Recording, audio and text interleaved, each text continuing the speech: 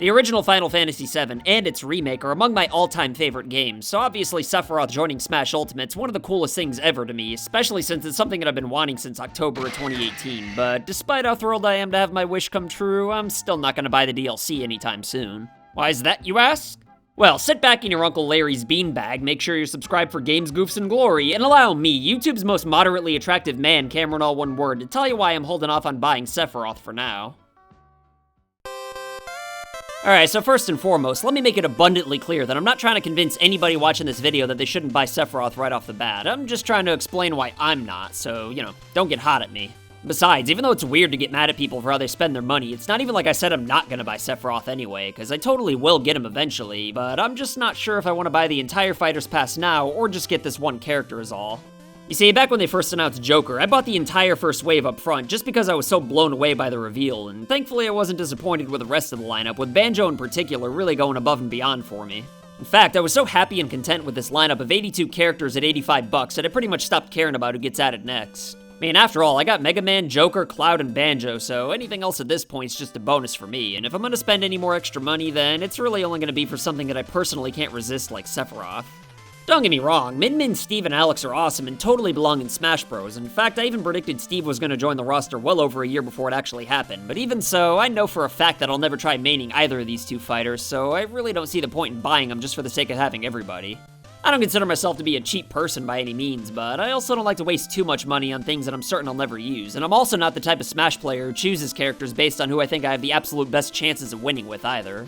I mean, I'm a competent player and I know what I'm doing, but I mainly just play for fun and choose characters who I personally like rather than who I think will play the best, because I really don't care one way or another if I lose. Don't get me wrong, I'm not pretentious enough to think that there's anything wrong with choosing fighters from games you never played yourself, but personally, that's just what I prefer doing myself, and even though they're fine games in their own right, I'm just not that into ARMS or Minecraft, so even though Min, Steve, and their stages are all great, I'd rather just choose one of the other 82 fighters instead, especially if it means I gotta spend even more money. However, if the 4th, 5th, and 6th fighters are all in the same league as Sephiroth, then maybe I'd consider just getting the whole pass. I mean, sure, I don't need to be a completionist, but if I end up buying 2/3 of the second Fighter's Pass, then I might as well just go ahead and cross the finish line and get the whole thing, since I'd essentially be getting one of the fighters for free anyway. I'm totally cool with missing like 5 fighters from the Smash roster, in the same way I'm cool with not eating an entire pizza, but like, if there's one slice left, then, I mean, you might as well just finish it off, you know?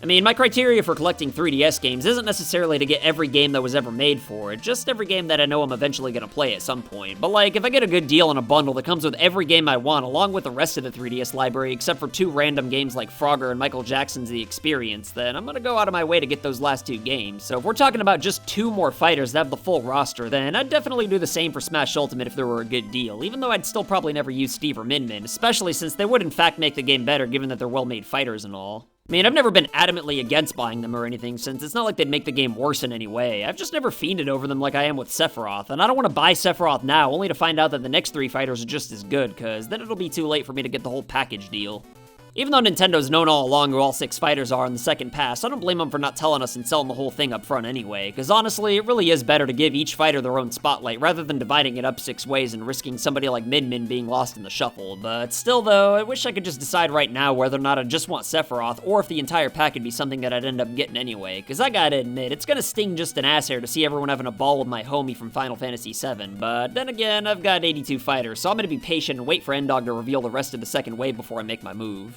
But before you call me ungrateful or say that I'm complaining just because I'm not blindly buying everything up front, just know that my whole reason for being indecisive about the second wave has got much less to do with me not appreciating it as much as some people do, and way more to do with me really appreciating the base game and first wave of fighters more than most people do. It's not a matter of, how dare Nintendo give us Min and Steve. It's more along the lines of, no thanks, I'm more than happy with that $85 I spent on the first 82 fighters. Like I said, there's absolutely nothing wrong with being a completionist for a game that you love and buying all the DLC, but there's also nothing wrong with less hardcore fans being content with the base version of the game or even just some of the DLC, and I feel like this is common sense, but there were quite a few people who wanted to shove chicken tacos up my booty hole just because I said I wasn't buying Min right off the bat, so I'm not going to be too surprised if I get the same kind of backlash for Sephiroth as well, even though the reasons aren't exactly the same. In fact, me not wanting Sephiroth right away ultimately comes down to me not wanting Steve or Min enough to commit to the full second wave pass just yet, but also liking them enough to where I'd get them if they were the last 2 pieces of the missing puzzle of a full roster. That is if Fighters 4, 5, and 6 end up being just as good as Sephiroth, as opposed to more Fire Emblem characters, of course. But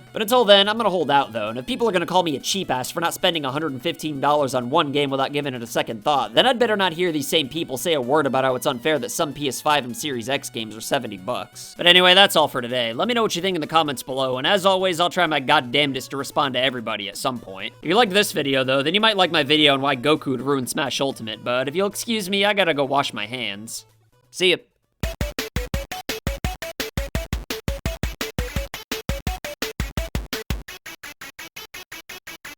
So I want to say thank you to your loyalty, thank you for your support.